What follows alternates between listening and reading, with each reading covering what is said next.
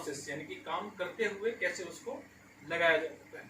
तो उसके लिए पहले हम एक पाइप का एक सर्कल लिया है, हमने एक अपना कपलर लिया है। ये दोनों हमने 25 mm के लिए हैं, 25 mm का पाइप है, 25 mm का ही कपलर है। दोनों को हम इसको ज्वाइंट करेंगे।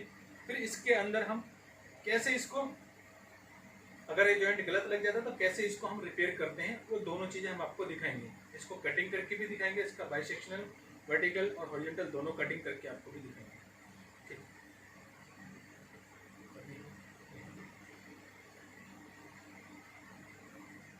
ये एक हीटिंग वेल्डिंग मशीन है। ये फ्यूज़न इलेक्ट्रिक मशीन होती है, जिसके लिए हमें 220 वोल्ट तक पावर की ज़रूरत होती है। इसके अंदर हमने एक 220 टेम्परेचर पे इसको सेट किया हुआ है। सेट करने के बाद में हम यहाँ पर पाइप और फिटिंग को दोनों को हम इसको मेल्ट करते हैं, हल्का गलाते हैं। इनके डिफरेंट डिफरेंट डाइज होते हैं, हर डाई का एक अलग डायमेंशन होता है। उस डाई के अकॉर्डिंग इसका पाइप को हम लेते हैं।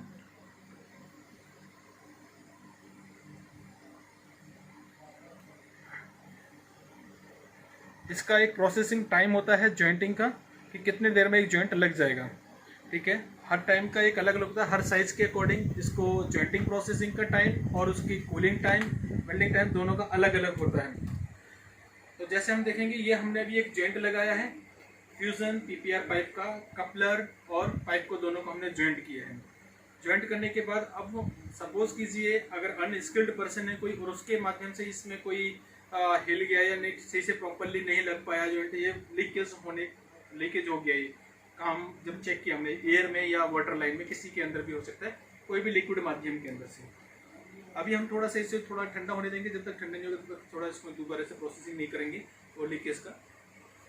तो ये हम इसका सैंपल और पाइप दोनों को हमने जॉइंट कर दिया है। आप ये इसका देखेंगे अंदर से, कुछ लोगों की समस्या होती है कि इसका जो इनर डाया है वो कम हो जाता है। आप जरा कैमरे को थोड़ा आगे लगाएंगे, दिखाएंगे कि यहाँ पर देखेंगे इसका इनर डाया कोई कम नहीं हुआ है। ये लोगों का एक अंदर भ्रम फैलाने वाली बात होती है। कुछ अदर कंपनियां क्या करती हैं कि उसको एक बोलती हैं कि अंदर एक लेयर छूट जाती है और उस लेयर के माध्यम से वो उनका अंदर इनर डाया कमजोर हो जाता है। आप ये इधर इनर डाया देखेंगे और ये इधर से पाइप का इनर डाया देखिए, आपको दोनों सेम नजर आएंगे, कोई डिफ्रेंशिएशन नहीं नजर आएगा। इसकी जो इनर स्पेस होती है वो काफ़ी स्मूथ, काफ़ी चिकनी होती है, कभी कोई रस्टिंग नहीं होती, कभी कोई जंग नहीं लग सकता। दूसरा, अंदर एक इसके अंदर एक रिंग होती है, जो कपलर के अंदर बीचों बीच एक रिंग होती है, उस रिंग से हमारा पाइप एंड कर जाता है। जब हमारा यहाँ पर दूसरा पाइप लगेगा तो दूसरा पाइप वहाँ की उस रिंग से पूरा का पूरा अटैच हो जाएगा। दोनों पाइप टू पाइप अटैच हो जाएंगे आपस में, और उसके जो इनर जो सरफेस है वो पूरा का पूरा एक इक्विवेलेंट आपको डायमेंशन मिलेगा उसमें। अब देखेंगे ये काफ़ी हद तक कूल हो गया हमारा। अब हम इसको बताते हैं कि कैसे इसके लिए करेंगे। यहाँ इसके अगर हमने सपोज ये वाटर है, एयर है या कोई भी पोर्टेबल माध्यम है, उस पोर्टेबल माध्यम के माध्यम से हमने इसमें कोई लीकेज हो गई है, लिक्विड है कोई, या पिट लाइन है कि ग्लू लाइन है, इंक लाइन है, या फिर चिलर लाइन है, हॉट लाइन है, कोल्ड लाइन है, इसमें कोई भी लाइन हम चालू कर सकते हैं, कोई भी लाइन से हम इसमें पोर्टेबल कर सकते हैं। इसका जो टेम्परेचर डेंसिटी होती है वो -20 to 95 डिग्री टेम्परेचर तक ये काम करता है। आप देखेंगे कश्मीर के अंदर जितने भी हमारा प्लास्टिक इंडस्ट्रीज का पाइप होता है उसमें 90 to 95% हमारा पीपीआर इस्तेमाल होता है। वहाँ पर मोस्टली जो लोग पीपीआर का इस्तेमाल करते हैं वो वाइट कलर के पीपीआर का इस्तेमाल करते हैं। इसमें किसी भी मैन पावर की वजह से या फिर किसी भी कारण से कोई भी लीकेज हो गया किसी भी तरह का, उस लीकेज को कैसे सॉल्व किया जाता है, उस सॉल्व करने के लिए हम दिखाएंगे कि कैसे इसका सॉल्व किया। इसके माध्यम से एक कैप्सूल होता है, ये कैप्सूल होता है, इस कैप्सूल को हम इस्तेमाल किया जाता है। जैसे आपने देखा होगा ट्यूबलेस टायर जो होते हैं, उन ट्यूबलेस टायरों के अंदर कैसे पिंचर को लगाया जाता है, वो पिंचर लगाने का जो प्रोसेसिंग होता है सेम एज इट इज ही प्रोसेस इसका होता है इसे लगाने का। थोड़ा टेक्निक उसी टाइप का है, देखेंगे आपको समझ में आ जाएगा कैसे होता है। अभी हम आपको दिखाएंगे कि अपने हीटिंग वेल्डिंग मशीन के अंदर हमने इसका भी एक डाया होता है, डायमेंशन होते हैं, डाई होती है, वो डाई के अंदर हमने उसको हमने फिट कर दिया मशीन के अंदर। आप देखेंगे जो मशीन के अंदर जो डाई लगी हुई है, इस डाई को बोलते हैं अपना रिपेयरिंग डाई मशीन बोलते हैं। इस रिपेयरिंग डाई की मशीन के माध्यम से हम इसको रिपेयर करते हैं। सपोज कीजिए यहाँ पर हमारा एक लीकेज आ गया, कुछ यहाँ पर मार्कर दिखाना सर जरा। सपोज कीजिए यहाँ पर हमारा कोई एक लीकेज आ गया, मैं इसको मार्कर से हाईलाइट कर देता हूँ, ये यहाँ से लीकेज है। तो कुछ लोगों की समस्या रहती है कि भाई आपका ना ये यहाँ से लीकेज हो गया, अब ये ठीक नहीं होगा, अब ये इसको कपलर को कट करना पड़ेगा, दूसरे कपलर को लगाना पड़ेगा। लेकिन मैं चैलेंज के साथ कह सकता हूँ कि अगर हमको यही कपलर लगाना है, इसी से ही हमें सॉल्व करना है, तो हम इसी को भी सॉल्व कर सकते हैं मात्र एक कैप्सूल से। इसकी कैप्सूल की जो कॉस्टिंग होती है वो 1 रुपये से भी कम होती है, 1 रुपये से भी सस्ता पड़ता है। इसका जॉइंट मशीन में लगा के इसको हम पुश करके इसको कर देंगे। देखिए इसका प्रैक्टिकल हम आपको दिखाते हैं। ये हीटिंग वेल्डिंग मशीन है।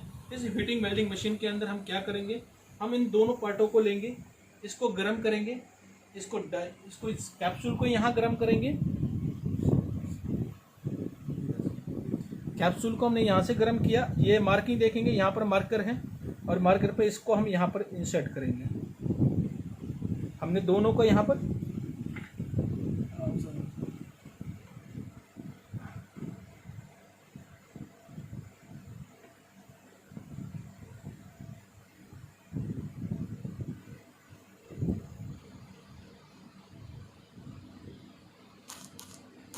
ये अभी हम पार्ट को अपना इसमें हीट कर लिया, गर्म कर लिया।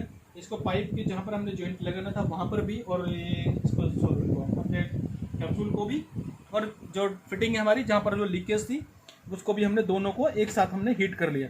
अब हम इन दोनों को निकालेंगे। निकालने के बाद हम इसको अंदर पुश कर देंगे, just like as a tubeless puncture. Tubeless puncture की तरह हमने यहाँ पर लगा दिया। लगाने के बाद हम इसको यहाँ से अब कट कर देंगे।